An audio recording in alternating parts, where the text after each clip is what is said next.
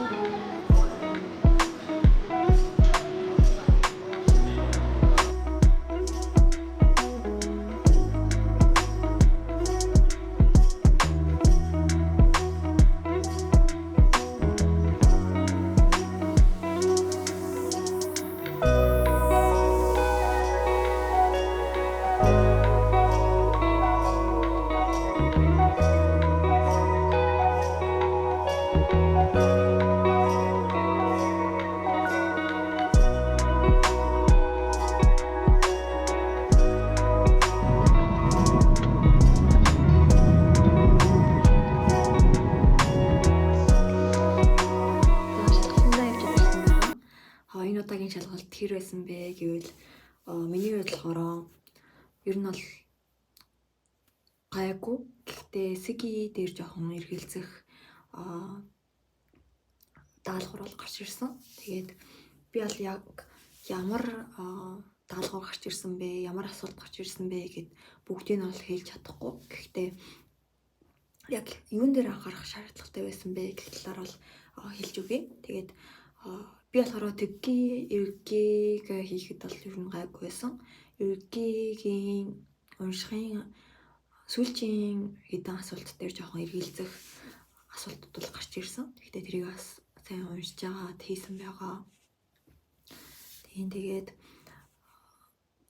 СГИ дээр болохоор би болохоор 51 52 гяс хурдхан шиг хийчээд 53 54 бичиж гээд бодсон байсан учраас 51 52 дээр бүр тийм их удаан хугацаа бол зарцуулаагүй. Тэгээд 51 52 бол хурдан бичсэн. Тэгсэн чинь 51 52 дээр ерөөхдөө бол нэлийн эргэлзсэн асуулт бол гарч ирсэн юм билээ.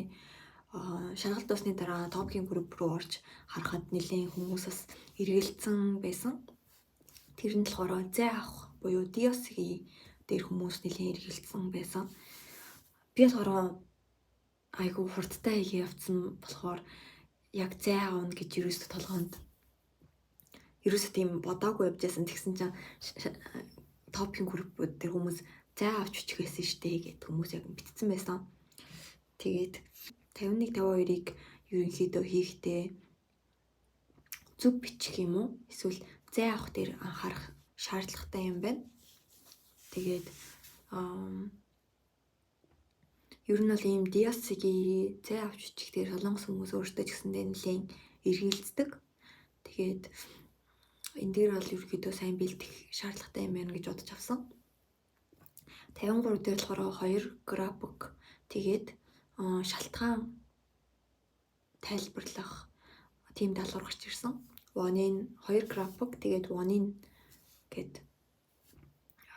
даалгавар гарч ирсэн. Тэгээд тэрийг бол 53 дээр хэрэглэгддэг Google-үүдийг ашиглаад би бол бичсэн. Тэгээд өмнөх бичлэг дээрээ гэсэндээ 53 дээр хэрэглэгддэг үгсүүдийг зэгслээд файл болгоод оруулсан байгаа шүү. Татаж авах хүмүүсийг бол татаж аваарай гэдэг энэ бичлэгэн дээр оруулсан. Энэ дээр оруулчих. Тэгээд 53 дээр болохоор анхаарах ёстой зүйл нь юу байсан бэлээ? Вонгужи дээр бичих. Миний хувьд болохоор нөгөө нэг вонгужи гэд бичих дөрвөлжин цаас гэдэг шүү дээ тийм. Энэ цаасан дээр бичихээр ерөөхдөө жоохон би эргэлцсэн. Жишээ нь одоо 1.5, 2.5 гэд тоо бичгэд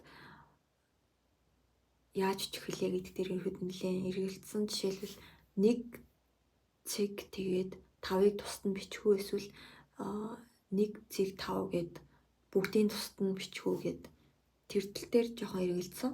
Тэгээд шалгалтаас гарч ирсний дараа бол харахад бүгдийн тусдаа бичих зүг юм байлээ. Тэгээд иймэрхүү вонгужисэг дээр нэлийн сайн бэлдээд орсон нь хэрэгтэй юм байлээ.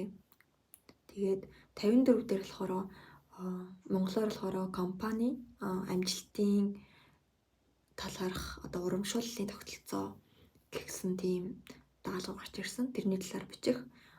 Жишээ нь сайн талыг бичих, тэгээд асуудлыг бичих, тэгээд тэр асуудлыг шийдвэрлэх шийдвэрийн талаар бичих. Тийм 3 асуулт байсан. Тэгээ би яг 54% ингээд бичиж явжсэн байхгүй юу? Яг ингээд голдоо ороод явжсэн чинь аюу тайван гоё. Уунал цагаа яг хараа явжсэн. Тэгсэн чинь гинт 10 минут үлдлээ, 5 минут үлдлээ, 1 минут үлдлээ гэл хилээд явчихгонгод хүн амар сандарт юм байна. Тэнгүүд толгоонд ботсон байсан юмнууд ерөөс юу ч толгоонд орж ирдэггүй. Ямар ч хурдан бичигээд баг бичгийн хэм юм дээрээ анхаарахгүйгээр баг шууд л бичиж явцсан. Бараг бодохч завсар зай гардгүй юм байлээ. Тэгэхээр ерөөхдөө 54-ийг хийхдээ цагаа сайн баримталж хийх тэр бэлтгэх шаардлагатай юм байлээ шүү гэж хэлмээр байна. Би болохоор яг 600-аас 700 хүчих шаардлагатай учраас ядаж 600-гээ гүйцээ гээл айгүй хурдтай бичиж явцсан. Тэгэл яг 600 хүрэх төхөөд ирэнгүүд 1 минут үлдлээ гээл ирээл тэгэл яг одоо пен нэрээ нуссан ми даа гэл үзээ тавиараа гингүүд яг 600-гээ гүйцээж дуусгаал тэгэл яа ашгүй дээ гэл амар сандартын байлээ хүн. Тэгээд тийм учраас 54 бол нэлийн сайн цагтаа бичихэд анхаарах, цагаа баримтлахад анхаарах нь хамгийн чухал юм байлээ гэж мэдэж авсан. Тэгээд энэ удаагийн шалгалт болохоор Сигийн хувьд нэлийн бас хүндгэн гарч ирсэн юм шиг санагдсан. Ерөнхий унших сонсох нь бол бас ер нь бол гайгүй өмнөхтэй хөөцтэй. Гэхдээ Сигийн бол нэлийн хүндээсэн гэж бодож байна. Яа тэгвэл 51-52 дээрээ зай авах дээр бас би өөрөө бас алдаа бичсэн учраас нэлийн анхаарах шаардлагатай байсан юм байна гэж бодож авсан. Хичнээн бас Солонгост удаан амьдраад солонгос хэл бас сайн ойлгож ярьдаг ч гэсэндээ иймэрхүү өдрмийн алдаан дээр бас нэлийн гарах магадлал байд юм байна. Тэгээд хичнээн солонгос хэлтэй сайн байлаа ч гэсэндээ топик өгөх бас стратеги буюу арга барил гэж байгаа шүү дээ. Тэр арга барилыг бол бэлдээгүй бол топик дээрээс өндрөө авах бол хэцүү юм байна. Тэгээ топикийнхаа арга барил буюу бас тийм стратегийг сайн судлаад бэлдээд шалгалт өгвөл зүгээр юм байна. Би болохоор өөрөө энэ удаа 4 дахь удаага шалгалт өгч байна. Өмнө нь болохоор 3 удаа шалгалт өгч байсан. Энэ удаад яагаад шалгалт өгч байгаа вэ гэхээр шалгалтын хугацаа маань дууссан. Одоо шалгалт өгсөний дараа оноо нь 2 жил хүчинтэй байдаг шүү дээ. Тэгэхдээ минийх одоо 2 жил нь дууссан. Тийм учраас бас виз мэд сунгуулахад нэлийн чухал байдаг учраас энэ удаад бас шалгалт өгч байгаа. Тэгээд өмнө нь болохоор хамгийн ихнийх нь болохоор эхэнд хөхтөө 5 авч исэн. Тэгээд 2 дахь доороо 6 аваад 3 дахь дээр бас 6 аваад тэгээд энэ удаад бас 6 авахын төлөө нэлийн бэлдсэн байгаа. Тэгээд дараагийн удаад болохоор топхийн арга барил юм уу эсэгийн тэггийн эргээ дээр юу юм дээр анхаарах шаардлагатай байдаг вэ гэх талаар бас өөрийн топ өгч байсан арга барилаас бас хуваалцахыг хичээе. Тэгээд тэр талаар бас бичлэг оруулахыг хичээнэ. Тэгээд миний бичлэгийг үзээд бас дагаж байгаа хүмүүстээ бас баярлалаа. Цаашдаа тэсэндээ хөгжилтэй бичлэгүүдийг оруулж явах болно. Тэгээд энэ удаагийн топ бэлдээд бас шалгалт өгөх хүртэл бас бичлэг хийлээ. Тэгээд топгийн шалгалтын хариу гарах үед ч гэсэндээ бас бичлэг хийж оруулах болно. Хэд авсан байна. Тэгээд тэггийн гисики дээрээ бас хэдэн оноо тус авсан байна гэх талаар бас тайлбар хийх бичлэг оруулах болно. Тэгээд цаашдаа тэсэндээ хөгжилтэй бичлэг оруулж явах учраас та бүхэн маань намайг бас дэмжээрэй. Тэгээд энэ удаагийн топог бас ямар байсан бэ гэх талаар өөрсдийн сэтгэлдлүүдээ бас комент дээр үлдээж өгөөрэй. Тэгээ бусдаагаа хуваалцаарай гэж хүсэж байна. Энэ удаагийн бичлэгийг үзэж байгаа бүхнийг